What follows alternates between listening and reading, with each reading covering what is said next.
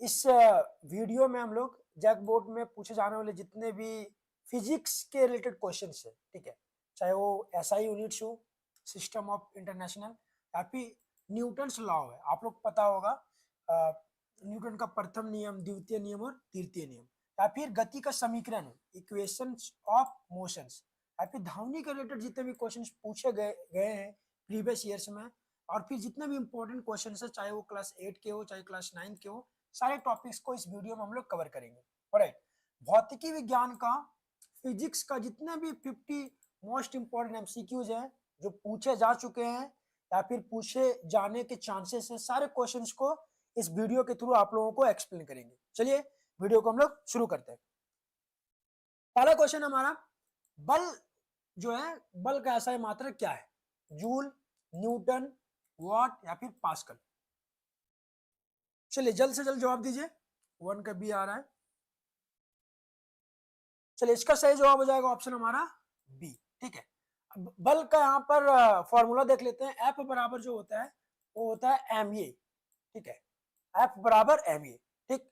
तो एम जो है यहाँ पर मास है, मास का मतलब होता है द्रव्यमान, और द्रव्यमान का ऐसा मात्रक होता है केजी, और ये मतलब होता है यहाँ पर एक्सलेरेशन, एक्सलेरेशन मतलब होता है त्वरण, और त्वरण का ऐसा मात्रक होता है मीटर पर सेकेंड स्क्वायर, ठीक है। तो याद रखिएगा बल का एक न्यूटन होता है क्योंकि न्यूटन ने इसका खोज किया था, और एक फॉर्मूला होता है बल एफ बराबर जो होता है वो केजी पर मीटर स्क्वायर, ठीक है, केजी मीटर पर सेकेंड स्क्वायर ये होता है। चलिए आगे बढ़ते हम लोग। क्वेश्चन नंबर 2, कार्य का एसआई मात्रक क्या होता है? आप लोग को कार्य का परिभाषा भी पता होगा। जब कोई वस्तु पर हम लोग बल लगाते हैं और अगर वह वस्तु बल की दिशा में विस्थापित हो जाता है तो उसे हम लोग क्या कहते हैं? कार्य कहते हैं। या फिर सिंपली याद रखिएगा जो हमारा W होता है, वर्क जो होता है, कार्य जो होता है, वो बल तथा विस्थापन के गुणनफल को कहते हैं, ठीक है। बल तथा विस्थापन के गुणनफल को क्या कहते हैं? हम लोग कार्य कहते हैं, ठीक है। यहाँ पर डी भी लिख सकते हो या फिर एस भी लिख सकते हो। एस हम यहाँ पर हमारा क्या है? डिस्प्लेसमेंट है, ठीक है, विस्थापन है।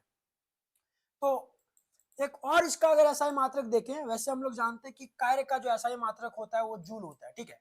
लेकिन आप लोगों का जो क्वेश्चन है वो अलग प्रकार से भी पूछे जा सकते हैं, ठीक है। तो यहाँ पर याद रखिएगा कि डब्ल्यू बराबर जो होता है, एफ का सबको पता है कि एफ का जो एसआई मात्रक होता है वो न्यूटन होता है। बल का एसआई मात्रक क्या होता है? न्यूटन होता है। और डिस्प्लेसमेंट का एसआई मात्रक होता है मीटर, ठीक है। विस्थापन का एसआई मात्रक क्या होता है? मीटर होता है। तो कार्य का एक और ऐसा मात्रक हो गया न्यूटन मीटर, ठीक है, न्यूटन मीटर। एक याद रखिएगा कार्य का ऐसा मात्रक जूल होता है और दूसरा होता है न्यूटन मीटर, ठीक है। चलिए क्वेश्चन नंबर 3 देखते हैं। क्वेश्चन नंबर 3 है, शक्ति का ऐसा मात्रक क्या होता है? हाँ बहुत बढ़िया, सभी का अच्छा जवाब आ रहा है। शक्ति जो होता है वो कार्य करने की दर को क्या कहते हैं? शक्ति कहते हैं, ठीक है। कार्य करने की दर को शक्ति कहते हैं। और शक्ति बराबर पावर बराबर जो होता है वो होता है डब्ल्यू बटे में टी। डब्ल्यू बटे में क्या होता है? टी होता है। अब यहाँ पर देखिए डब्ल्यू यहाँ पर वर्क है, कार्य, कार्य का ऐसा मात्रा क्या होता है? जूल होता है, सभी को पता होगा। और समय का ऐसा मात्रा क्या होता है? सेकेंड होता है। तो शक्ति का यहाँ पर क्या होना चाहिए? जूल पर सेकेंड। शक्ति का जो ऐसा मात्रक होता है वो क्या होता है? जूल पर सेकेंड। या फिर शक्ति का जो एक और ऐसा मात्रक जो होता है वो होता है वाट, ठीक है, याद देखिएगा वाट। दोनों में से कोई भी दे सकता है ऑप्शन में। आप लोग कॉन्सेप्ट को क्लियर रखिए ताकि क्वेश्चंस किसी भी प्रकार से पूछे आप लोग उसको सही टिक करके आ सकते हैं, ठीक है। शक्ति का ऐसा मात्रक वाट भी होता है और जूल पर सेकेंड भी होता है फॉर्मूला के अनुसार, ठीक है। चलिए क्वेश्चन नंबर 4 देखते हैं हम लोग। दाब प्रेशर का ऐसा मात्रक क्या होता है? न्यूटन होता है, पास्कल होता है, जूल होता है या फिर वाट होता है? देखिए दाब जो है, प्रेशर, ये होता है हमारा प्रति इकाई क्षेत्रफल पर लगने वाले बल को क्या कहते हैं? हम लोग दाब कहते हैं, ठीक है। तो बल बटा क्या होता है? बल बटा क्षेत्रफल होता है। दाब बराबर बल बटा क्षेत्रफल होता है। तो बल का ऐसा मात्रक होता है न्यूटन और क्षेत्रफल का ऐसा मात्रक क्या होता है? मीटर स्क्वायर, ठीक है। तो क्या हो जाएगा? न्यूटन पर मीटर स्क्वायर, न्यूटन पर मीटर स्क्वायर। या फिर याद रखिएगा दाब का जो एसआई मात्रक होता है वो क्या होता है? पास्कल होता है। बहुत लोगों का जवाब आया, 4 का भी, 4 का भी, बहुत बढ़िया। लेकिन आप लोगों को जो ना जो फॉर्मूला बेस्ड जो एसआई मात्रक है उसको भी याद रखिएगा, ठीक है, क्योंकि ये क्वेश्चंस जो है किसी भी प्रकार से पूछा जा सकता है, घुमा करके भी पूछा जा सकता है, और अगर घुमा के पूछा पूछा जाएगा ना तो आप लोग जो है ना एग्जाम सेंटर से सिर्फ घूम के आइएगा, ना कि सही टिक लगा करके। इसलिए सिर्फ घूमिए मत, अगर घुमाना चाहेगा भी ना एग्जामिनर तो आप लोगों को घूमना नहीं है, आप लोगों को जो ना बस उसको घुमा देना है, ठीक, अपने दिमाग को घुमाना है और किसी भी प्रकार से क्वेश्चन पूछे उसको अटेम्प्ट करके ही आना है, ठीक है। तो दाब का एसआई मात्रक पास्कल होता है, ये सभी को पता है, कॉमन चीजें हैं, लेकिन दाब का यहाँ पर एसआई मात्रक एक हो सकता है न्यूटन पर मीटर स्क्वायर, न्यूटन पर मीटर स्क्वायर या फिर न्यूटन प्रति मीटर स्क्वायर, ठीक है, अकॉर्डिंग टू फॉर्मूला। चलिए आगे बढ़ते हैं। क्वेश्चन नंबर 5 है आवृत्ति फ्रीक्वेंसी का एसआई मात्रक क्या होता है। बस आपको याद रखना है आवृत्ति का जो एसआई मात्रक होता है वो क्या होता है, हर्ट्ज होता है। जूल जो हमारा होता है वो ऊर्जा का और कार्य का होता है, पास्कल हमारा दाब का होता है, और न्यूटन जो होता है वो हमारा बल का होता है, ठीक है। बल का बोल सकते हो या प्रणोद का बोल सकते हो, सबका क्या होता है, हमारा न्यूटन होता है, और भार का भी एसआई मात्रक क्या होता है, न्यूटन होता है। तो बहुत बढ़िया, आप लोगों का सही जवाब आ रहा है 5 का ये। चलिए आगे बढ़ते हैं। क्वेश्चन नंबर 6, गति वेलोसिटी का एसआई मात्रक क्या है, मीटर स्क्वायर, मीटर पर सेकेंड, किलोमीटर पर आवर, मीटर या फिर सेकेंड। गति का एसआई मात्रक क्या है, चलिए जवाब दीजिए सभी लोग।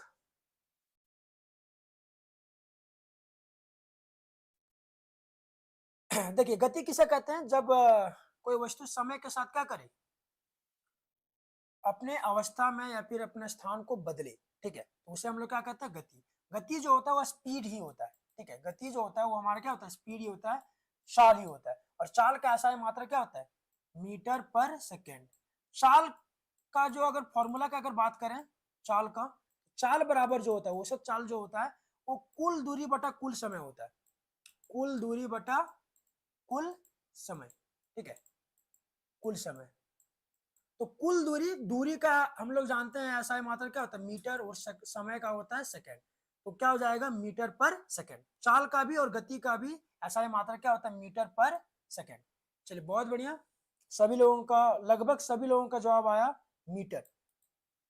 6 का सी, 6 का सी नहीं बाबू, 6 का सी नहीं होगा, ठीक है। 6 का देखिए मीटर जो होता है वो हमारा विस्थापन और दूरी का होता है, ना कि गति का, ठीक है। जो भी है, पम्मी है, महेश है, फिर नंदनी, सभी, लगभग सभी बच्चों का जो है यहाँ पर गलत ऑप्शन आया है, ठीक है। गति का जो एसआई मात्रक होता है वो मीटर पर सेकंड होता है, आप लोग करेक्ट कर लीजिएगा। विस्थापन और दूरी का जो होता है वो मीटर होता है, ठीक है। चलिए बहुत बढ़िया, समझ गए होंगे आप लोग, सब बड़े बच्चे हो ना। आगे बढ़ते हैं। Question number 7, sorry, question number 7 देखते हैं हम लोग। त्वरण जिसे हम लोग एक्सेलरेशन बोलते हैं उसका एसआई मात्रक क्या होता है, मीटर पर सेकेंड, मीटर पर सेकेंड स्क्वायर, या फिर मीटर स्क्वायर या फिर सेकेंड स्क्वायर। तो देखिए मीटर स्क्वायर और सेकेंड स्क्वायर तो होगा नहीं, ये हो ही नहीं सकता, दोनों में ही एक होगा।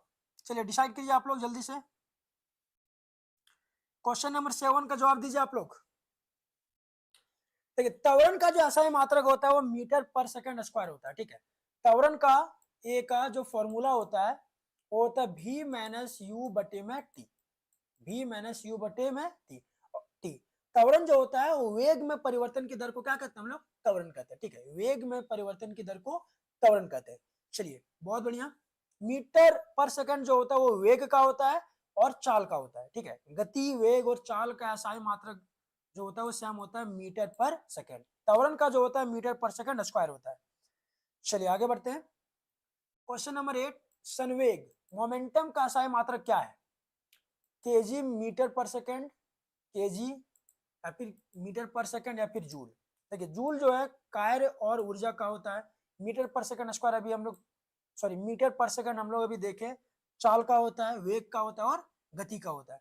केजी जो होता है वो हमारा द्रव्यमान, द्रव्यमान का होता है, किसका, द्रव्यमान का, मास का होता है, ठीक है। अब बात रहा संवेग का, तो आप लोग ऐसे भी मार सकते हैं, लेकिन चलिए हम लोग समझते हैं संवेग को, ठीक है। संवेग क्या होता है, तो मास तथा वेग के, सॉरी, द्रव्यमान तथा द्रव्यमान तथा वेग के गुणनफल को क्या कहते हैं हम लोग? द्रव्यमान तथा वेग के गुणनफल को हम लोग कहते हैं संवेग। ठीक है, जो हमारा m होता है वो क्या होता है?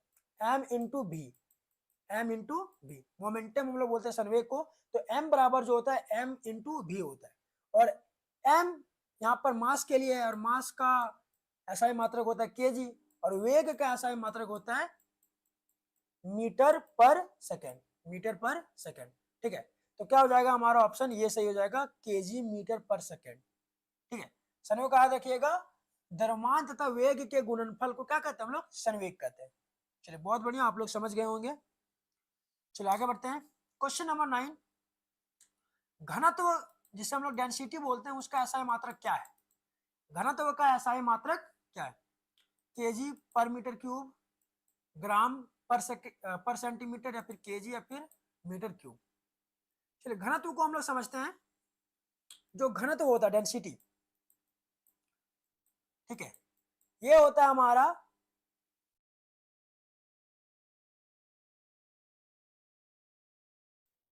द्रव्यमान बटे में आयतन। ठीक है, द्रव्यमान बटे में आयतन होता है। डी बराबर होता है एम बटे में भी हम लोग वॉल्यूम को बोलते हैं। ठीक है, तो देखिए द्रव्यमान का जो एसआई मात्रक होता है आप लोगों को पता होगा, द्रव्यमान का होता है केजी, और आयतन का जो होता है वो होता है मीटर क्यूब। ठीक है, मीटर क्यूब। देखिए केजी पर मीटर क्यूब यहाँ पर आ रहा है, केजी पर मीटर क्यूब, तो घनत्व का क्या हो जाएगा? केजी पर मीटर क्यूब। देखिए जिसका आयतन ज्यादा होगा, अगर वस्तु का आयतन ज्यादा होगा तो घनत्व क्या होगा? कम होगा। ठीक है, क्योंकि यहाँ पर घनत्व जो है वो आयतन के व्युत क्रमानुपाती होता है। राइट, चलिए आगे बढ़ते हैं हम लोग। क्वेश्चन नंबर 10 है, समय का एसआई मात्रक क्या है? ये बहुत ही बेसिक सा सवाल है। ठीक है, समय का एसआई मात्रक क्या होता है? सेकेंड होता है। देखिए मिनट, घंटा, सब कुछ है, इसका बड़ा जो है ना एसआई मात्रक है, लेकिन जो पूरा इंटरनेशनल में जो चलता है, जो ये इंटरनेशनल का जो सिस्टम है वो क्या है? सेकेंड है। ठीक है, चलिए क्वेश्चन नंबर 11 की ओर आगे बढ़ते हैं। क्वेश्चन नंबर 11 है, न्यूटन का प्रथम नियम किसे कहते हैं? जड़त्व का नियम, संवेग का नियम, गुरुत्व का नियम, या फिर त्वरण का नियम?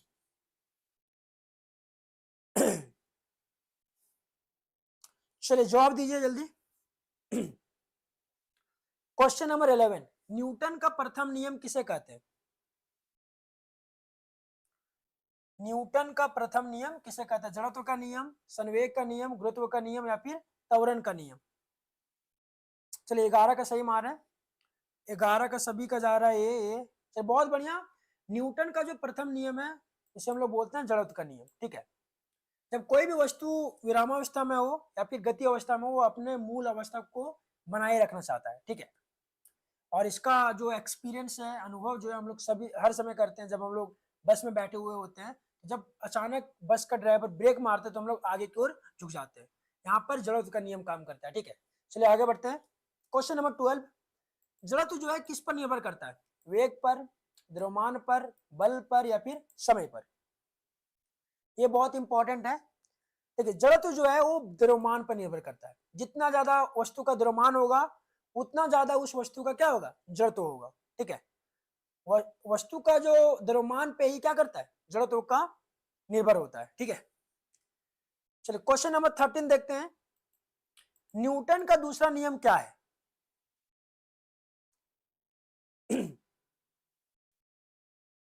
न्यूटन का दूसरा नियम क्या है? एफ बराबर एम ए, डब्ल्यू बराबर एफ एस, पी बराबर डब्ल्यू बटा टी, या फिर वी बराबर यू प्लस ए टी? देखिए ये तो हमारा गति का नियम है। हमारा पी बराबर डब्ल्यू बटा टी जो है ये हमारा शक्ति का फॉर्मूला है। ठीक है, तो शक्ति का फॉर्मूला हमारा न्यूटन का दूसरा नियम हो नहीं सकता। डब्ल्यू बराबर एफ एस जो है ये हमारा क्या है? कार्य का फॉर्मूला है, तो ये भी नहीं हो सकता। तो हमारा क्या हो जाएगा? एफ बराबर एम ए, यही जो है हमारा न्यूटन का क्या है? दूसरा नियम है। ठीक है, और फिर याद रखिएगा एफ बराबर एम भी माइनस यू बटे में टी। अब हम लोग जानते हैं कि भी माइनस यू बटा टी जो होता है वो हमारा क्या होता है? ये हमारा त्वरण होता है। तो इसके जगह पे हम लोग क्या रखते देते हैं? एफ बराबर क्या हो जाता है? एम ये हो जाता है। अगर हम लोग समय को डिले करते हैं तो बल जो है हम लोगों पे कम लगता है। और इसका अनुभव हम लोग क्रिकेट खेलते समय भी करते हैं। जब कोई बैट्समैन बॉल को हिट करता है और जो कैच, जो फील्डर होता है, जो कैच लेने वाला होता है, वो थोड़ा क्या करता है, टाइम को डिले करता है, ताकि जो है बॉल का जो बल है वो हमारे हाथों में कम लगे। ठीक है, जितना ज्यादा टाइम को डिले करोगे उतना बल क्या लगता है, कम लगता है। तो ऑप्शन हमारा क्या हो जाएगा, ये सही हो जाएगा, एफ बराबर एम ए। चलिए आगे बढ़ते हैं हम लोग। क्वेश्चन नंबर 14, बल का एसआई मात्रक क्या है। अच्छा, बल का एसआई मात्रक न्यूटन क्यों है। ठीक है, ये एफ बराबर एम बी के कारण, या फिर एफ बराबर डब्ल्यू बटा टी के कारण, या फिर एफ बराबर एम जी एच के कारण। बताइए जल्दी, ये बहुत थोड़ा इंपॉर्टेंट क्वेश्चन है। बल का मात्रक जो है न्यूटन क्यों होता है। देखिए एम बी तो होता नहीं है, एफ बराबर एक होता है एम जी। ठीक है, ये यहाँ पर क्या गुरुत्वीय त्वरण है, गुरुत्वीय बल है। और जी का जो वैल्यू होता है वो कितना होता है, 9.8 मीटर पर सेकेंड स्क्वायर होता है।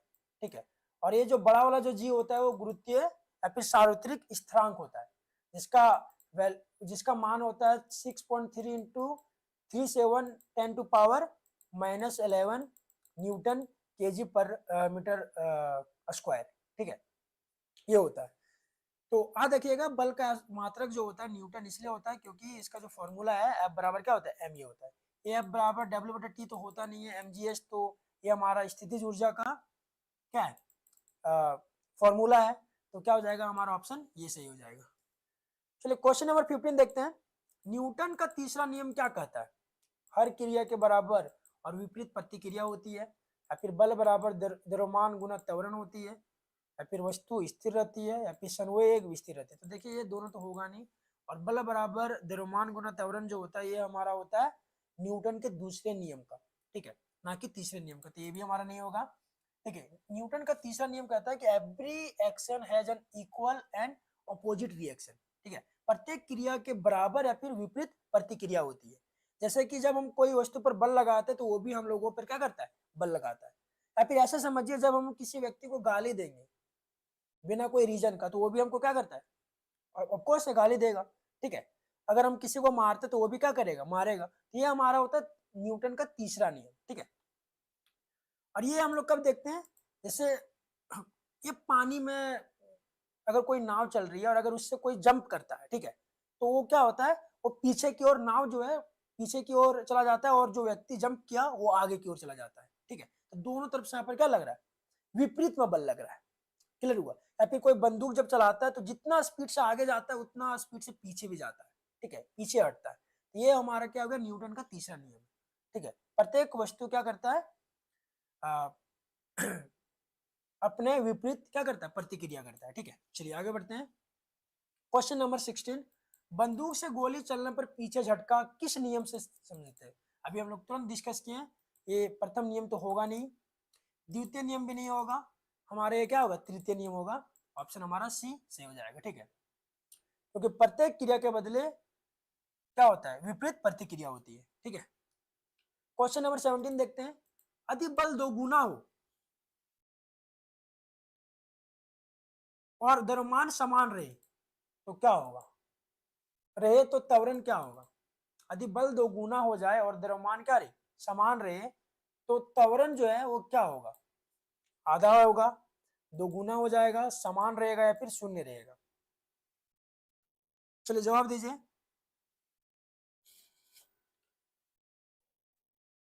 अगर बल क्या हो, दोगुना हो और द्रव्यमान क्या रहे, समान हो जाए, तो त्वरण क्या होगा, त्वरण भी क्या हो जाएगा, दोगुना हो जाएगा। ठीक है, अगर क्या हो, बल दोगुना हो, ठीक, और द्रव्यमान क्या रहे, समान रहे, तो त्वरण भी क्या हो जाएगा, दो गुना हो जाएगा। ठीक है, चलिए आगे बढ़ते हैं हम लोग। क्वेश्चन नंबर 18, किसी वस्तु पर बल शून्य हो, अगर कोई वस्तु है और उस पर बल क्या हो, शून्य हो, संतुलित बल हो, तो क्या होगा, वस्तु रुक जाएगी, तेजी से चलेगी, या फिर दिशा बदलेगी, या फिर क्या होगा, वस्तु स्थिर रहेगी, या फिर समान वेग से चलेगी। चलिए बताइए जल्दी।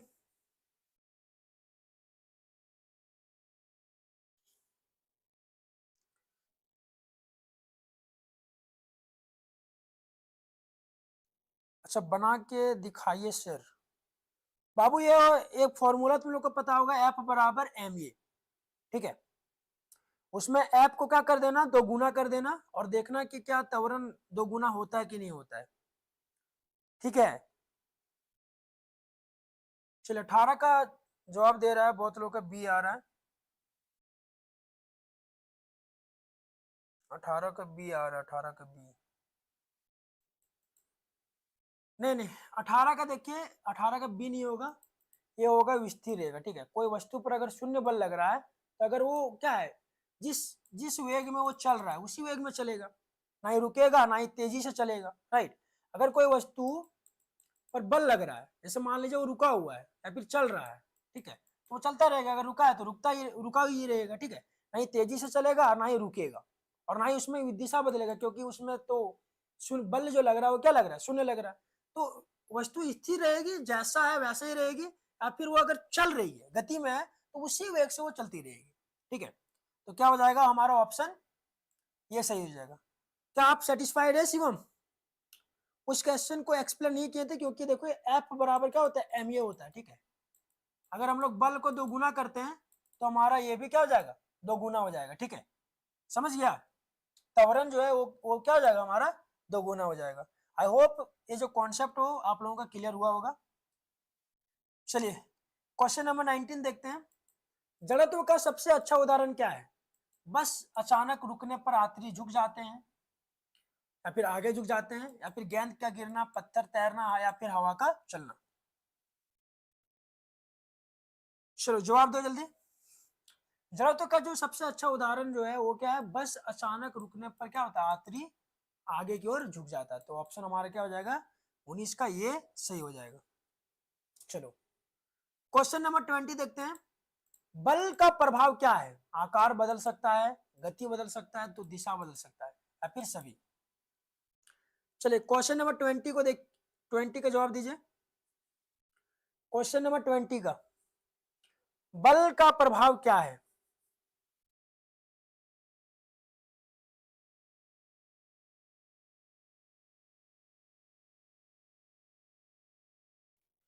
बल का प्रभाव क्या होता है, जल्दी बताइए। आकार बदल सकता है, गति बदल सकता है, या फिर दिशा बदल सकता है, फिर सभी होगा। चलिए जल्दी जवाब दीजिए। 20 का डी आ रहा है ना, बहुत लोगों का, सभी का लगभग 20 का डी ही आ रहा है, 20 का डी, 20 का डी। और जो बाकी बच्चे जो जुड़े हैं सभी लोग जवाब दीजिए। चलिए 20 का डी आ रहा है। चलिए एक्सप्लेन करते हैं। देखिए बल का जो प्रभाव है वो आकार को भी बदल सकता है, अगर कोई वस्तु है उसके आकार को भी हम लोग क्या कर सकते हैं, बल के द्वारा बदल सकते हैं, या फिर वस्तु के गति को भी हम लोग क्या कर सकते हैं, बदल सकते हैं। जैसे कोई अगर बॉल फेंका, उसको हम लोग जोर से अगर हिट करते हैं, किक करते हैं, तो उसका गति में क्या होता है, बदलाव आ जाता है, ठीक है। या फिर दिशा को भी हम लोग बदल सकते हैं बल के द्वारा। जैसे क्रिकेट मैच में हम लोग क्या करते हैं, बॉल फेंका जाता है तो हम लोग अलग दिशा में मारते हैं, राइट। तो दिशा भी क्या हो जाता है, बदल जाता है बल के द्वारा। तो क्या हो जाएगा हमारा ऑप्शन डी हो जाएगा सभी, ठीक है। चलिए क्वेश्चन नंबर 21 देखते हैं। संवेग का सूत्र है M B, M A, F S, या फिर M G H. F S जो है बल तथा विस्थापन, ये हमारा होता है कार्य का। एम जी एच जो होता है वो हमारा होता है स्थितिज ऊर्जा का, ठीक है, स्थितिज ऊर्जा, ठीक है।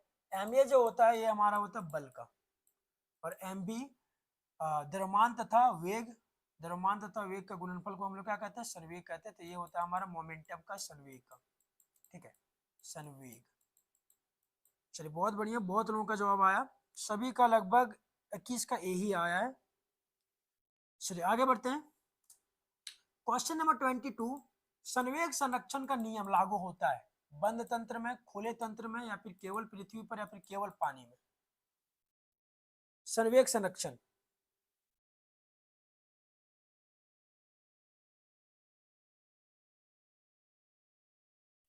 चलो जवाब दीजिए जल्दी।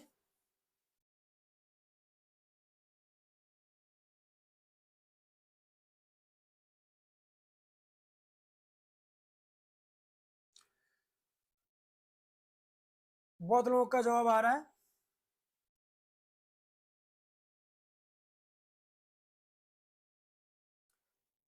देखिए इसका सही जवाब हो जाएगा बंद तंत्र में, ठीक है। संवेग संरक्षण का जो नियम है वो कहाँ लागू करता है? बंद तंत्र में, ठीक। जब असंतुलित बल कार्य करता है। चलिए आगे बढ़ते हैं। क्वेश्चन नंबर 23, द्रव्यमान अधिक होने पर जड़त्व तो क्या होता है? कम होता है, अधिक होता है, समान होता है या फिर शून्य होता है? द्रव्यमान अधिक होने के कारण जो जड़त्व है वो क्या होता है? कम होता है, अधिक होता है, समान होता है, फिर शून्य होता है? क्या इसका जवाब दीजिए। द्रव्यमान अधिक होने पर क्या होता है? जड़त्व, ठीक है, द्रव्यमान अधिक होने पर जड़त्व जो है वो क्या होता है? अधिक होता है, ठीक है। जिस किसी वस्तु का द्रव्यमान अधिक है उसका जड़त्व भी क्या होता है? अधिक होता है, क्योंकि जड़त्व जो है सीधे द्रव्यमान पर ही निर्भर करता है, ठीक। चलिए आगे बढ़ते हैं। क्वेश्चन नंबर 24, क्रिकेट में कैच लेते समय हाथ पीछे खींचते हैं ताकि बल कम हो, संवेग बढ़े, समय कम हो या फिर त्वरण बढ़े। देखिए क्रिकेट मैच में हम लोग जब कैच लेते हैं, ठीक है, तो हाथ को क्या करते हैं हम लोग? पीछे खींचते हैं ताकि क्या हो? बल कम लगे। और ये जो नियम है वो कौन से नियम के अनुसार है? तो ये हमारा है द्वितीय नियम, F बराबर एम भी माइनस यू बटे में टी। देखिए टाइम को अगर क्या कीजिएगा, टाइम कम लगेगा तो बल क्या होगा? ज्यादा लगेगा। और वही अगर टाइम को बढ़ाइएगा तो बल क्या होगा? कम लगेगा, ठीक है। तो वही टाइम को बढ़ाने के लिए हम लोग क्या करते हैं? हाथ को पीछे खींचते हैं ताकि हम लोगों के हाथ पर बल का जो प्रभाव हो वो क्या पड़े? कम पड़े, ठीक है। 24 का सी मार रहे सभी लोग। देखिए आप लोग जो ना समझ नहीं पा रहे, समझ समझ करके भी आप लोग समझ नहीं पा रहे, ठीक है।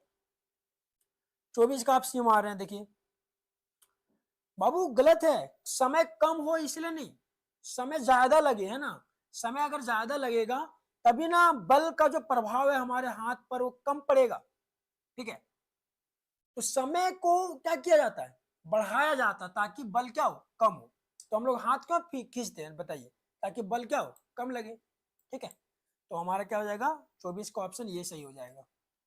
क्वेश्चन नंबर 25 देखते हैं। चलती बस से कूदने पर आगे गिरते हैं क्योंकि, जैसे आप चलती बस से आप उस पर क्या करते हैं? कूद जाते हैं, तो हम लोग जो ना नीचे गिर सकते हैं। इसका क्या नियम है? जड़त्व का नियम, गुरुत्व का नियम, दाब का या फिर घर्षण का? तो ये घर्षण और दाब तो होगा नहीं। अब देख सकते हैं गुरुत्व और जड़त्व में क्या है।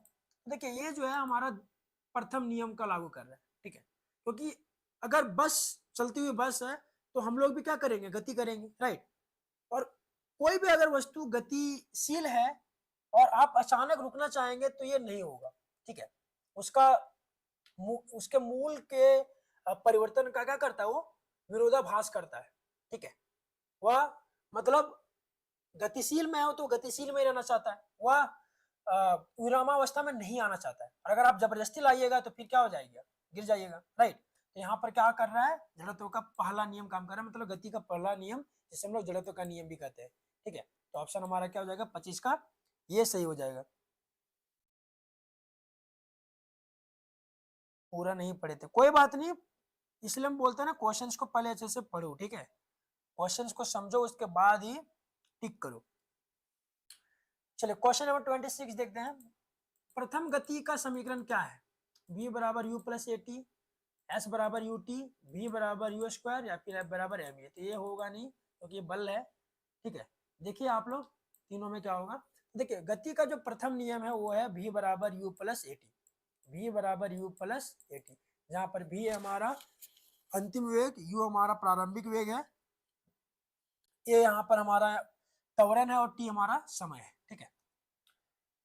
चलिए गति का दूसरा नियम और दूसरा समीकरण क्या है? एस बराबर U T plus half A T square या फिर वी बराबर यू, एस बराबर वी टी या फिर वी बराबर यू स्क्वायर। देखिए जो ये ऑप्शन दिया गया इससे आप लोग क्या कर सकते हैं? इजीली पिक कर सकते हैं कि इस क्वेश्चन का सही उत्तर क्या होगा, राइट। गति का जो दूसरा नियम है या फिर समीकरण है उससे हम लोग बोलते हैं एस बराबर U T plus half A T square, S बराबर U T plus half A T square. चलिए आगे बढ़ते हैं। गति का जो तीसरा नियम है, तीसरा, उसे क्या कहते हैं? वी स्क्वायर बराबर यू स्क्वायर प्लस टू ए सी, या फिर इसको ऐसे भी समझ सकते हैं हम लोग, V square minus U square, अगर यू स्क्वायर को उधर ले जाएंगे तो माइनस में हो जाएगा, बराबर क्या हो जाएगा 2as। ठीक है, ये भी देखे होंगे किताब में। तो दोनों सेम ही है, क्वेश्चन थोड़ा सा अलग कर सकता है, लेकिन आप लोगों को घबराना नहीं है क्योंकि कॉन्सेप्ट क्लियर है। तो क्वेश्चन किसी भी प्रकार से पूछा जाए, कैसे भी पूछा जाए, आप लोग इजीली उसको टिक कर सकते हैं। ठीक है, चलिए क्वेश्चन नंबर हम लोग 29 की ओर आगे बढ़ते हैं। क्वेश्चन नंबर 29, समान त्वरण में गति का ग्राफ होता है। समान अगर त्वरण हो तो गति का जो ग्राफ होता है वो क्या होता है, सीधी रेखा होता है, वक्र होता है, वृत्त होता है, या फिर परलव्य होता है। देखिए अगर त्वरण समान हो, ठीक है, अगर त्वरण क्या हो, समान हो, ठीक है, त्वरण अगर समान हो तो क्या होता है, एक सीधी रेखा के तरफ क्या होता है, इसका ग्राफ दिखता है। ठीक है, क्योंकि किसी भी प्रकार से वो बढ़ ही नहीं रहा होता है, समान त्वरण से जा रहा होता है। ठीक है, तो सीधी रेखा होता है, क्या होता है, सीधी रेखा होता है। ऑप्शन हमारा क्या हो जाएगा, ये सही हो जाएगा। क्वेश्चन नंबर 30 है, यदि u बराबर 0 तो v बराबर क्या होगा। अगर u बराबर 0 हो तो v बराबर क्या होगा, at होगा, a/t होगा, ut होगा, या फिर 0 होगा। चलिए क्वेश्चन का जवाब दीजिए।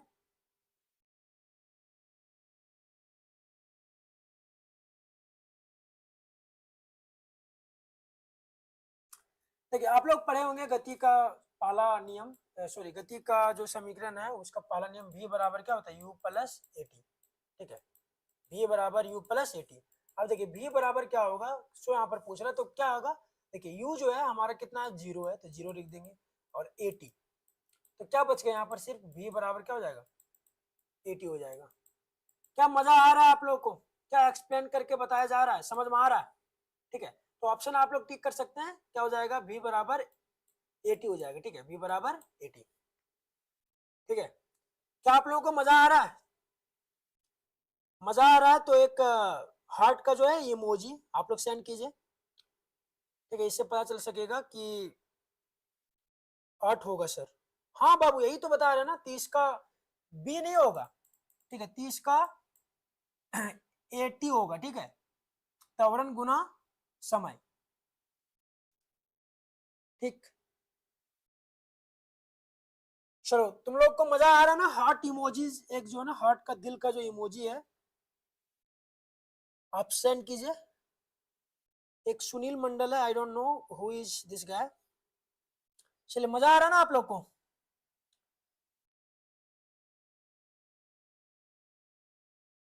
चलो बहुत बढ़िया, चलिए आगे बढ़ते हैं हम लोग।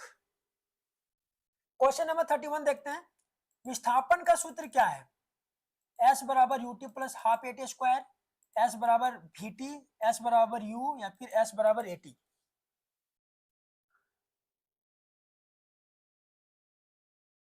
चलिए चलिए इसका जवाब दीजिए आप लोग।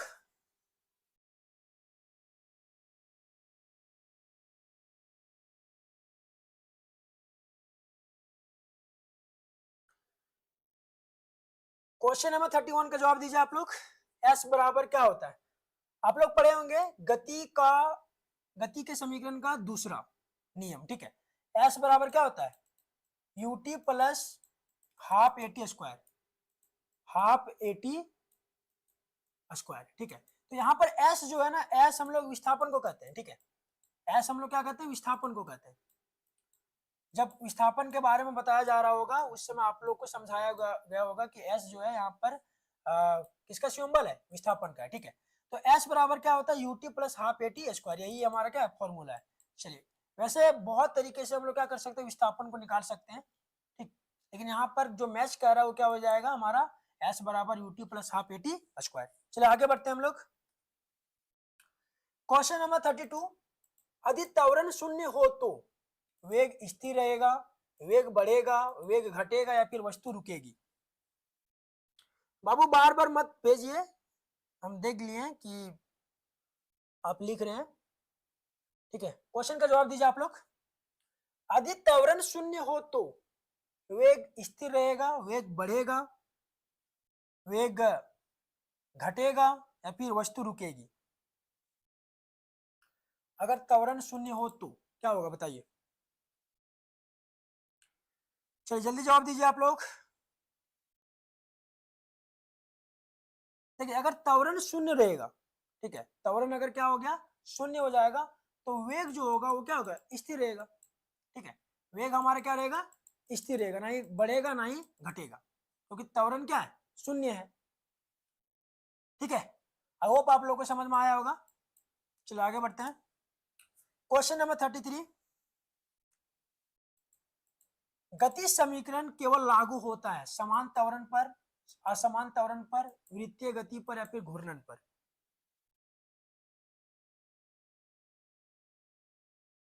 देखिए जो गति का जो समीकरण है, जो भी हम लोग पढ़े हैं, गति के 3 समीकरण, ठीक है, v बराबर u plus A T,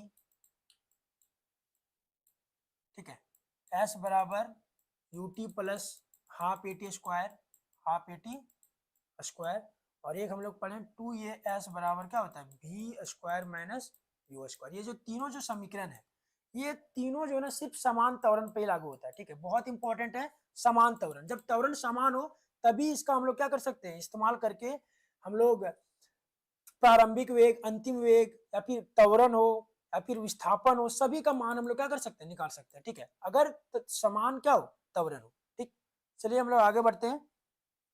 question number 34, दूरी समय ग्राफ की ढाल क्या देती है, वेग, त्वरण, बल या फिर कार्य।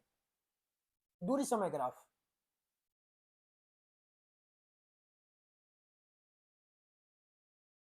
देखिए दूरी समय ग्राफ में क्या पता चलता है, हम लोग का वेग पता चलता है, ना कि त्वरण का। ठीक है, बल और कार्य का तो होगा ही नहीं, वेग होगा। दूरी समय ग्राफ में क्या पता चलता है, वेग का पता चलता है कि कोई वस्तु कितने कितना स्पीड से चल रही है। ठीक है, चलिए आगे बढ़ते हैं हम लोग। क्वेश्चन नंबर 35, वेग समय ग्राफ का क्षेत्रफल देता है, क्या देता है, विस्थापन, त्वरण, बल या फिर शक्ति। तो आप लोग पढ़े होंगे वेग समय ग्राफ का जो क्षेत्रफल है, जो क्षेत्रफल है वेग और समय का, वो हम लोग को देता है विस्थापन। ठीक है, ये किताब में आप लोगों का मेंशन किया गया है, यहाँ पर फिगर के साथ नहीं समझाया जा सकता है। क्लियर हुआ, ये होता है विस्थापन। जो बीच का जो भाग होता है, जो क्षेत्रफल जो होता है, वो हमारा क्या देता है, विस्थापन देता है। चलिए क्वेश्चन नंबर 36 देखते हैं, ध्वनि किस प्रकार की तरंग है। अब हम लोग ध्वनि के रिलेटेड क्वेश्चंस देखेंगे। ध्वनि किस प्रकार की तरंग है, अनुदैर्घ्य, अनुप्रस्थ, स्थिर या फिर प्रकाश।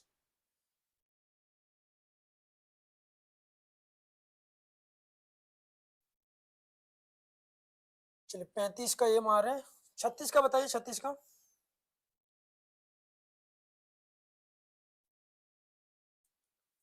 छत्तीस का ये बताइए, 36 का। वेग समय ग्राफ का जो क्षेत्रफल है वो क्या है,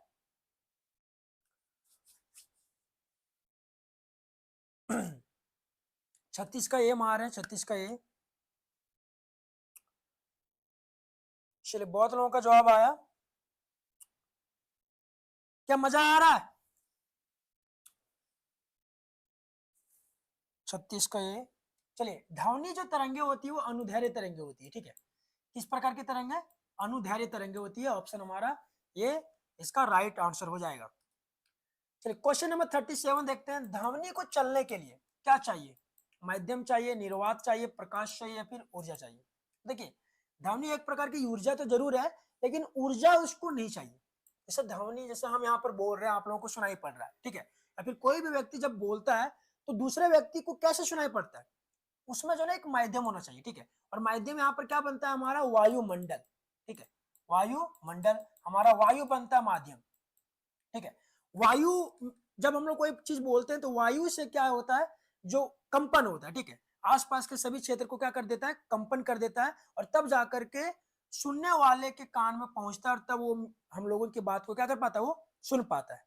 ठीक है, तो ध्वनि को चलने के लिए, ध्वनि को एक जगह से दूसरी जगह ट्रेवल करने के लिए एक माध्यम की आवश्यकता होता है। और आप लोग को बता दें कि ध्वनि जो है वो निर्वात में नहीं चलता, क्योंकि निर्वात एक ऐसा जगह होता है जहां पर वायुमंडल है ही नहीं, वहां पर किसी भी प्रकार का कोई भी गैस उपलब्ध नहीं है। ठीक है, इसलिए निर्वात में ध्वनि नहीं चल सकता। एक जगह से दूसरी जगह जाने के लिए एक माध्यम की जरूरत पड़ता है, चाहे वो हवा हो, वायु हो, कोई भी प्रकार का हो। ठीक है, चलिए बहुत बढ़िया, आप लोग समझ गए होंगे। क्वेश्चन नंबर 38 देखते हैं, ध्वनि निर्वात में नहीं चल सकती, चलती है, तेज चलती है, धीमी चलती है। देखिए तेज चलती है ना, धीमी चलती है, ना ही चलती है। क्या होगा हमारा ऑप्शन, ये सही होगा। अभी आप लोगों को बताएं, निर्वात को हम लोग इंग्लिश में बोलते हैं वैक्यूम, ठीक है। और वैक्यूम में हवा नहीं है, और हवा नहीं है तो फिर जो ध्वनि है वो एक जगह से दूसरी जगह जा ही नहीं पाएगी। और कहने का मतलब है जो आसपास की चीजें हैं, आसपास के जो कण है, उसको कंपन ही नहीं कर सकती है, ठीक है। हम लोगों को ध्वनि कब सुनाई पड़ती है? जब कंपन होती है, कंपन के द्वारा, राइट। तो कंपन होगी नहीं तो फिर ध्वनि को हम लोग सुन कैसे पाएंगे? और निर्वात में तो ना हवा है ना किसी भी प्रकार का गैस मौजूद है, ठीक है। तो वहां पर ध्वनि चल ही नहीं सकती, ठीक है। तो ऑप्शन हमारा क्या हो जाएगा? ये सही हो जाएगा, नहीं चलती है। चलिए बहुत बढ़िया, आप लोगों को समझ में आ गया होगा। आगे बढ़ते हम लोग। क्वेश्चन नंबर 39, ध्वनि की चाल सबसे अधिक होती है ठोस में, द्रव में, गैस में या फिर निर्वात में? ध्वनि की जो चाल है वो सबसे अधिक किस में होती है? द्रव की, सॉरी, पदार्थ की वैसे 3 अवस्था होती है, आप लोग को पता होगा, ठोस, द्रव और गैस। तो ध्वनि का जो चाल है वो सबसे ज्यादा किस में होता है? ठोस में देखने को मिलता है, द्रव में या फिर गैस में या फिर निर्वात में? तो देखिए, कोई ठोस पदार्थ को आप क्या कीजिए, थोड़ा किसी भी प्रकार से मारिए या फिर ठोकिए, ठीक है। देखिएगा सबसे ज्यादा आवाज किसमें आएगा? ठोस में। द्रव में पानी में कम आता है, और आप हवा में ऐसे कुछ चलाइए, लाठी चलाइए या फिर हाथ चलाइए, देखिए उसमें जो है ना कम ध्वनि उत्पन्न होता है, ठीक है। और द्रव में भी कम उत्पन्न होता है। सबसे ज्यादा जो होता है वो किसमें होता है? ठोस में होता है, ठीक। ठोस में जो है सबसे ज्यादा ध्वनि की चाल होती है। क्वेश्चन नंबर 40 देखते हैं, आवृत्ति बढ़ने पर ध्वनि क्या होती है? तीखी हो जाती है, भारी हो जाती है, धीमी हो जाती है, फिर बंद हो जाती है? चलिए क्वेश्चन नंबर 40 का देखते हैं। आवृत्ति अगर बढ़ा, ठीक है, आवृत्ति अगर बढ़ा तो क्या हो जाएगा? ये तीखी हो जाएगी, ठीक है। जैसे हम लोग जानते हैं आवृत्ति का ऐसा मात्रा क्या होता है? हर्ट्ज होता है। और अगर ज्यादा हो जाए, जैसे डीजे का कभी कभी साउंड जो होता है वो बहुत ज्यादा हो जाता है, मतलब हम लोगों का जो कान का जो श्रव्य शक्ति है, क्षमता जो है, वो 20 हर्ट्ज से 20,000, मतलब 20 के मतलब 20,000 हर्ट्ज तक होती है, ठीक है। और अगर उससे ज्यादा हो जाए, जैसे जैसे बढ़ते जाता है, हम लोग जो है थोड़ा अनकंफर्टेबल फील करते हैं, ठीक है।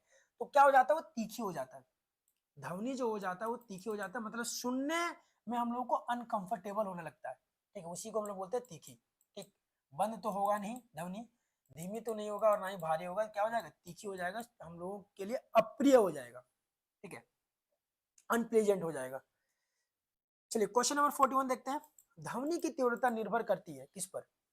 आयाम पर, आवृत्ति पर, वेग पर या फिर द्रव्यमान पर? ध्वनि की जो तीव्रता है वो किस पर निर्भर करती है?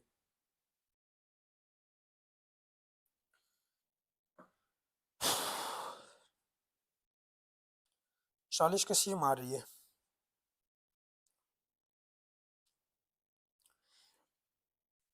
चलिए महेश का भी ये आ रहा है 40 का, बाबू 40 का हो गया, 41 का बताओ।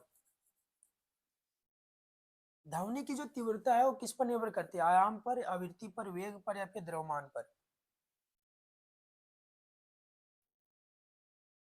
41 का ये मार रही है। चलिए बहुत बढ़िया, सभी का जवाब आया ए, ठीक है। तो ध्वनि का जो तीव्रता है वो किस पर निर्भर करती है? आयाम पे निर्भर करती है, ठीक है, आयाम पर। अब इसका ऐसा मात्रक मीटर होता है। क्वेश्चन 42 देखते हैं। मानव सुन सकता है 20 हर्ट्ज से 20,000 हर्ट्ज तक, 10 से 100 हर्ट्ज तक, 100 से 500 हर्ट्ज तक, या फिर 1 से 10 हर्ट्ज तक? तो ये क्वेश्चन को अभी हम लोग तुरंत देखें।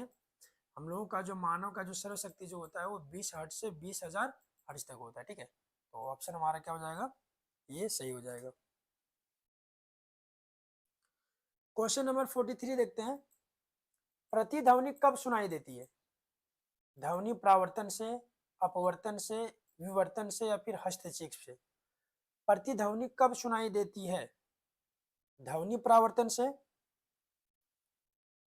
अपवर्तन से, विवर्तन से या फिर हस्तक्षेप से? तो ये प्रतिध्वनि किसे बोलते हैं हम लोग? इको को, जो गूंजता है, ठीक है। जैसे आप लोग ये चीज नोटिस किए होंगे, स्कूल में आप लोग नोटिस किए होंगे या फिर कहीं और जगह नोटिस किए होंगे, जब हम लोग आवाज देते हैं, ठीक है, या फिर कोई पहाड़ी क्षेत्रों में गए होंगे तो अपना अगर आप नाम पुकारे होंगे तो फिर से वो उधर से एक आवाज आती है, ठीक है, गूंज करके एक आवाज आती है। या फिर स्कूल में आप बोलिएगा तो उसका फिर से क्या होता है? गूंजता है, इको होता है। तो ये ध्वनि जो है ना परावर्तन होता है, ठीक है। जैसे आप कुछ बोले तो वो टकराया, माध्यम से टकराया, स्कूल से टकराया, और फिर से वापस आकर के आपको सुनाई पड़ती है, ठीक है। तो ये क्या हो गया, ध्वनि परावर्तन, ठीक है। परावर्तन मतलब किसी से टकरा करके क्या करना, वापस आना। तो ऑप्शन हमारा क्या हो जाएगा, 43 का ये सही हो जाएगा। क्या आप लोगों को ये क्वेश्चन समझ में आया, 43 का क्वेश्चन? आप लोग कमेंट में लिखिए, क्या 43 का क्वेश्चन आया समझ में? अगर आ गया तो फिर आप लोग लिखिए, या फिर हार्ट इमोजी दीजिए, ताकि मुझे भी पता चल सके कि आप लोग समझ चुके हैं और आगे बढ़ने के लिए रेडी हैं।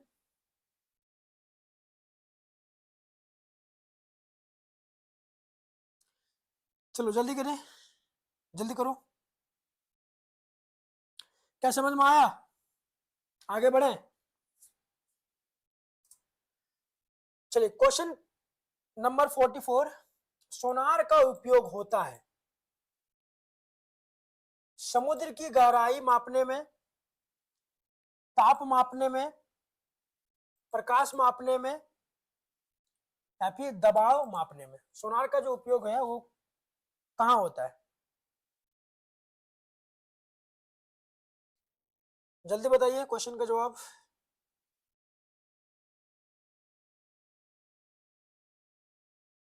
देखिए एस ओ एन यार, सोनार का जो उपयोग होता है वो समुद्र की गहराई को मापने में किया जाता है, समुद्र की गहराई को मापने के लिए इसका प्रयोग किया जाता है, ठीक है।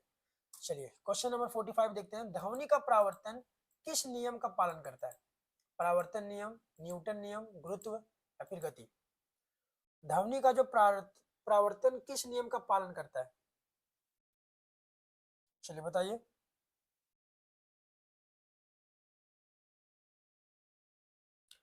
तो ये परावर्तन नियम कौन सा नियम पालन करेगा, तो परावर्तन का नियम ही पालन करेगा, ठीक है। न्यूटन नियम तो होगा नहीं, और ना ही गुरुत्व का, ना ही गति का, परावर्तन नियम ही पालन करता है, ठीक है। ध्वनि परावर्तित होकर के फिर से सुनाई देता है, जिसे हम लोग क्या बोलते हैं, प्रतिध्वनि बोलते हैं, फिर इको बोलते हैं, ठीक है, जो गूंजता है।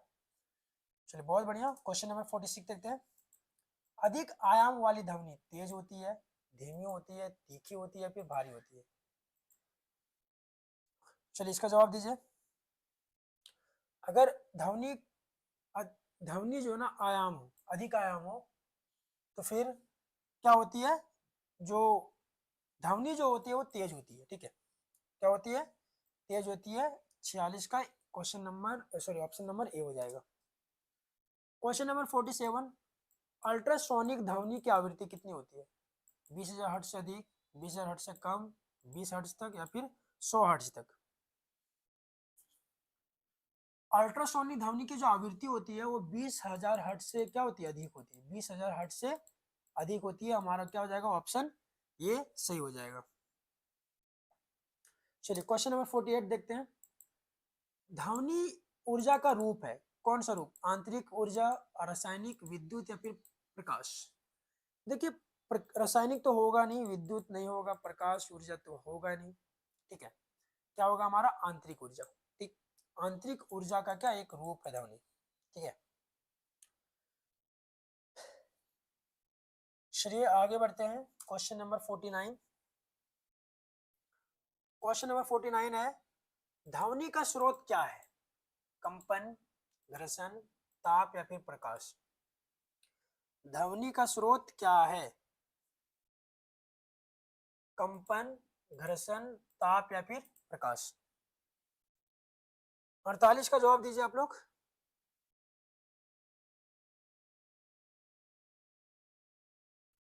फोर्टी नाइन का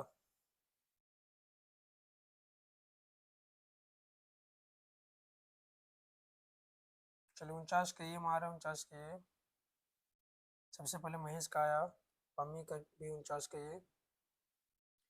चलिए बहुत बढ़िया, 49 का जो है ना ये होगा, ध्वनि का जो स्रोत है कंपन, कंपन के द्वारा ये क्या होता है, ध्वनि प्रोड्यूस होता है, ठीक है, उत्पन्न होती है। क्वेश्चन नंबर 50, प्रतिध्वनि सुनने के लिए न्यूनतम दूरी लगभग कितनी होनी चाहिए? प्रतिध्वनि कहने का मतलब है इको, ठीक है। इको जो गूंजता है, जो आवाज गूंजता है हम लोग बोलने से, वो सुनने के लिए हम लोगों का जो न्यूनतम दूरी जो है कितनी होनी चाहिए, न्यूनतम 5 मीटर, 1 मीटर, या फिर 50 मीटर, या फिर 17 मीटर। चलिए क्वेश्चन नंबर 50 का जवाब दीजिए, न्यूनतम दूरी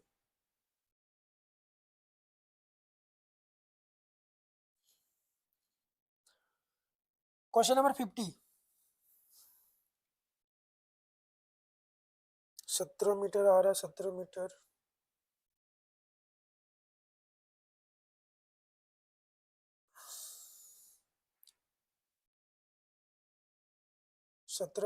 बाबू 17.2 मीटर होता है, लेकिन यहाँ पर 17 मीटर दिया गया है लगभग में, ठीक है। यहाँ पर लगभग बोल रहा है, देख लो तुम लोग देख लेना यहाँ पर लगभग, ठीक है।